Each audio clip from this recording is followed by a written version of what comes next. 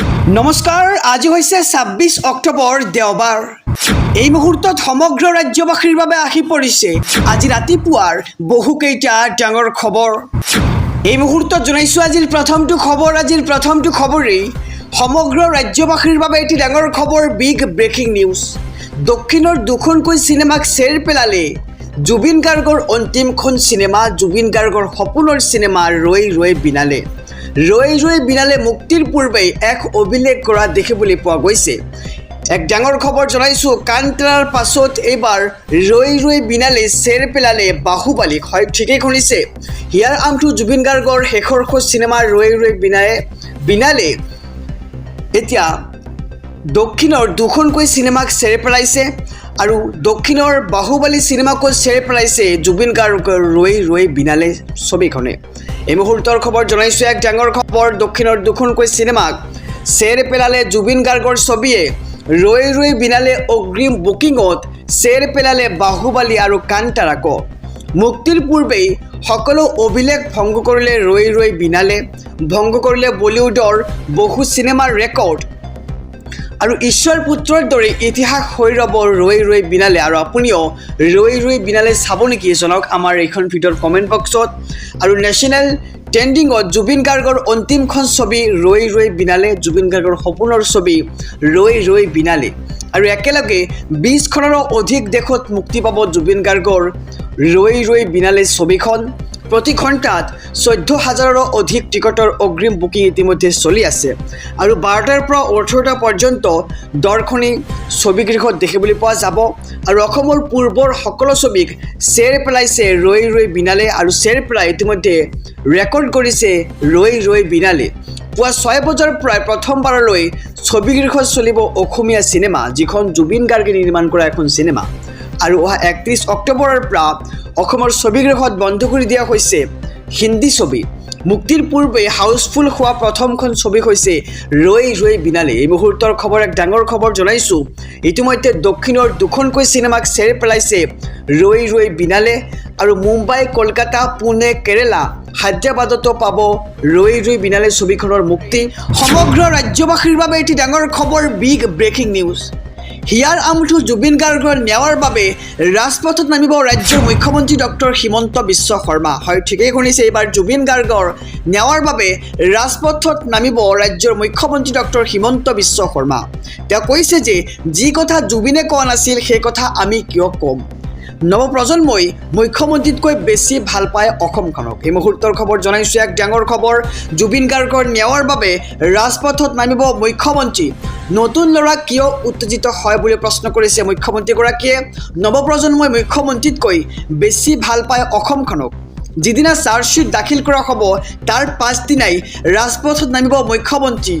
হয়, ঠিকেই শুনিছে, যিদিনাই জুবিন গাৰ্গৰ চাৰ্জশ্বীট দাখিল কৰা হ'ব তাৰ পিছদিনাই ৰাজপথত নামিব ৰাজ্যৰ মুখ্যমন্ত্ৰী ডক্টৰ হিমন্ত বিশ্ব শৰ্মা, কেৱল জুবিন গাৰ্গৰ ন্যায়ৰ বাবে। আৰু SIT ৰিপৰ্ট দাখিলৰ পাছতেই ন্যায়ৰ বাবে ৰাজপথত নমাৰ প্ৰতিশ্ৰুতি মুখ্যমন্ত্ৰীৰ। আৰু সোণাপুৰবাসীয়ে মৰমেৰে ঠাই এৰি দিছে আৰু তেওঁলোকক নিশা অশান্তি কৰি থাকিম নেকি, এনেদৰে এতিয়া প্ৰশ্ন কৰিছে। একাংশ জুবিন অনুৰাগীৰ কাণ্ডক লৈ ক্ষোভিত হৈছে ৰাজ্যৰ মুখ্যমন্ত্ৰী ডক্টৰ হিমন্ত বিশ্ব শৰ্মাই। অসমক অশান্ত কৰিব বিচৰা শক্তিৰ বিৰুদ্ধে চৰকাৰ কঠোৰ হ'বই। যি কথা জুবিনে কোৱা নাছিল সেই কথা আমি কিয় ক'ম।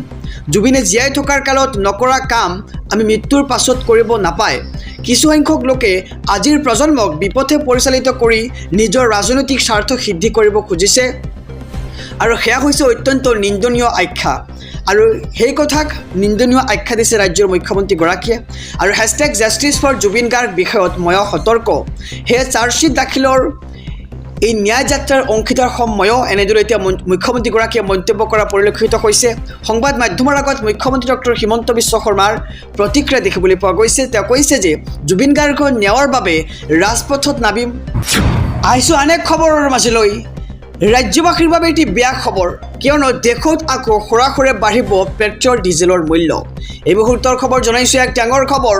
দেশত খোৰাখুৰে বাঢ়িব পেট্ৰল ডিজেলৰ মূল্য। ৰাছিয়াৰ তেল কোম্পানীৰ লগত ভাৰত বেংকৰ লেনদেনত বাধা আহি পৰিছে।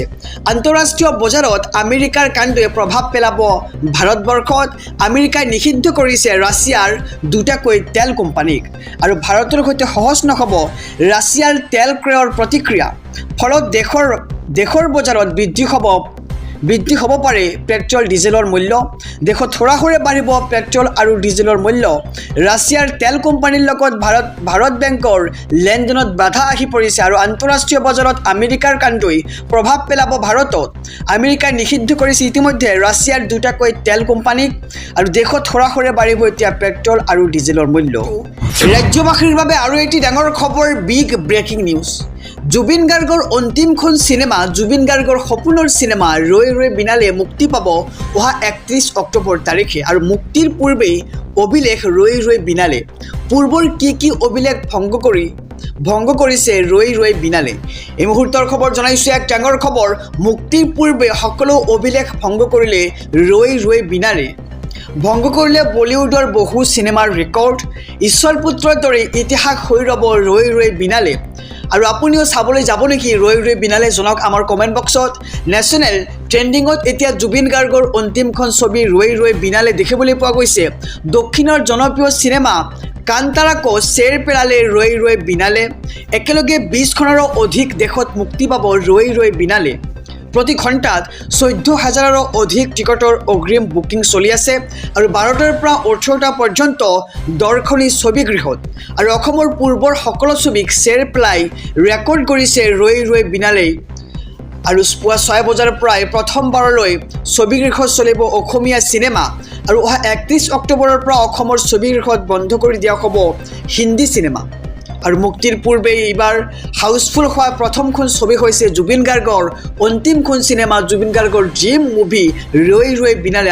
আৰু আপুনিও ৰৈ ৰৈ বিনালে চাব নেকি? জনাওক আমাৰ কমেণ্ট বক্সত। লগতে জুবিন গাৰ্গৰ ন্যায়ৰ বাবে এইখন ভিডিঅ'ৰ কমেণ্ট বক্সত আপোনালোকে লিখক #জাষ্টিছ ফৰ জুবিন গাৰ্গ। আৰু মুম্বাই, কলকাতা, পুনে, কেৰেলা, হায়দৰাবাদতো পাব মুক্তি। অৰুণাচল, মেঘালয়, মণিপুৰ সকলো ছবিগৃহত বুকিং ৰৈ ৰৈ বিনালে। দেশৰ লগতে বহিঃৰাষ্ট্ৰতো বিচাৰিছে ছবিৰ দৰ্শনী। মুক্তিৰ পূৰ্বে এইবাৰ সকলো অভিলেখ ভংগ কৰিলে ৰৈ ৰৈ বিনালে। আহিছোঁ অনেক খবৰৰ মাজলৈ। সমগ্ৰ ৰাজ্যবাসীৰ বাবে আৰু এটি ডাঙৰ খবৰ। ৰাজ্যৰ মুখ্যমন্ত্ৰী ডক্টৰ হিমন্ত বিশ্ব শৰ্মাৰ এক ঘোষণা। এজন পুৰুষে এজনতকৈ বেছি বিয়া পাতিলে হ'ব 7 বছৰ পৰ্যন্ত জেল। ৰাজ্যত আহি আছে কঠোৰ আইন। এই মুহূৰ্তৰ খবৰ জনাইছোঁ, এজন পুৰুষে এজনীতকৈ বেছি বিয়া পাতিলে হ'ব 7 বছৰ পৰ্যন্ত জেল। ৰাজ্যৰ মুখ্যমন্ত্ৰী ডক্টৰ হিমন্ত বিশ্ব শৰ্মাই কেবিনেট বৈঠকৰ অন্তত এই মন্তব্য কৰা দেখিবলৈ পোৱা গৈছে। ৰাজ্যত আহি আছে এক কঠোৰ আইন। আৰু 25 নৱেম্বৰত বিধানসভাত উত্থাপন কৰা হ'ব এই বিধেয়কখন। এজন পুৰুষে এগৰাকী মহিলাকহে বিয়া কৰাব পাৰিব। বহুবিবাহ ৰোধ আৰু মহিলাৰ সুৰক্ষাৰ বাবে অনা হ'ব এই আইন। আৰু শিলচৰত মুখ্যমন্ত্ৰী ডক্টৰ হিমন্ত বিশ্ব শৰ্মা উপস্থিত হৈ এক ডাঙৰ মন্তব্য কৰিছে। তেওঁ কৈছে যে এজন পুৰুষে এজনীতকৈ বেছি বিয়া পাতিলে হ'ব 7 বছৰ পৰ্যন্ত জেল। ৰাজ্যত আহি আছে কঠোৰ আইন। আৰু অহা 25 নৱেম্বৰত বিধানসভাত উত্থাপন কৰা হ'ব এই বিধেয়ক। আহিছোঁ পৰৱৰ্তী খবৰৰ মাজলৈ। সমগ্ৰ ৰাজ্যবাসীৰ বাবে এটি ভাল খবৰ, কিয়নো এবাৰ হ্ৰাস পালে সোণ আৰু ৰূপৰ দাম। যিসকলে সোণ আৰু ৰূপ ক্ৰয় কৰিম বুলি ভাবি আছে তেওঁলোকৰ বাবে এটি সোণালী সুযোগ। এই মুহূৰ্তৰ খবৰ জনাইছোঁ। গতিকে খবৰটো দিয়াৰ আগতে যদিহে আপুনি আমাৰ এই চেনেলটোত নতুন তেন্তে ছাবস্ক্ৰাইব কৰক। লগতে ভিডিঅ'খনত লাইক কৰি হিয়াৰ আমটো জুবিন গাৰ্গৰ ন্যায়ৰ বাবে এইখন ভিডিঅ'ৰ কমেণ্ট বক্সত লিখক #জাষ্টিছ ফৰ জুবিন গাৰ্গ। জনাইছোঁ খবৰ, সোণ ৰূপৰ গ্ৰাহকৰ বাবে আহি পৰিছে বৃহৎ সুযোগ, সোণালী সুযোগ। কিয়নো এইবাৰ খোৰাখুৰে কমিল সোণৰ দাম। 8,000 টকালৈ হ্ৰাস পাইছে সোণৰ দাম। লগতে 21,000 টকা হ্ৰাস পাইছে ৰূপৰ দাম। আৰু ছট পূজাৰ পূৰ্বে দাম হ্ৰাস সোণ আৰু ৰূপৰ। সোণ ক্ৰয় কৰিব বিচৰাসকলৰ বাবে আহি পৰিছে এক ভাল খবৰ জনাইছোঁ। 10 গ্ৰাম সোণৰ প্ৰায় 1,33,000 টকালৈ বৃদ্ধি হৈছিল দাম। আৰু 24 কেৰেট সোণৰ এতিয়াৰ দাম হৈছে 1,22,000 টকা। আৰু ৰূপৰ প্ৰতি কিলোত 1,85,000লৈ বৃদ্ধি হৈছিল দাম। আৰু এতিয়া হৈছে 1,60,000 টকা।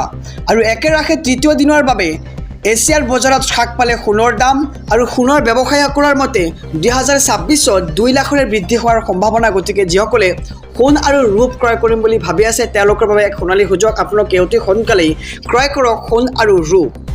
আৰু গুড ৰিটাৰ্ণছ ৱেবছাইটৰ তথ্য মতে 8 গ্ৰাম সোণৰ দাম 92,320 টকালৈ হ্ৰাস হৈছে আৰু 10 গ্ৰামৰ দাম হৈছে 1,15,400 টকালৈ হ্ৰাস। আৰু সোণ ৰূপৰ গ্ৰাহকৰ বাবে আহি পৰিছে বৃহৎ সুযোগ। আমি খবৰটো জনাই গৈছোঁ SB অসম মিডিয়াৰ সমূহ দৰ্শকক। সৰাসৰি কমিল এতিয়া সোণৰ দাম 8,000 টকালৈ হ্ৰাস পাইছে সোণৰ দাম, লগতে 21,000 টকালৈকে হ্ৰাস পাইছে ৰূপৰ দাম।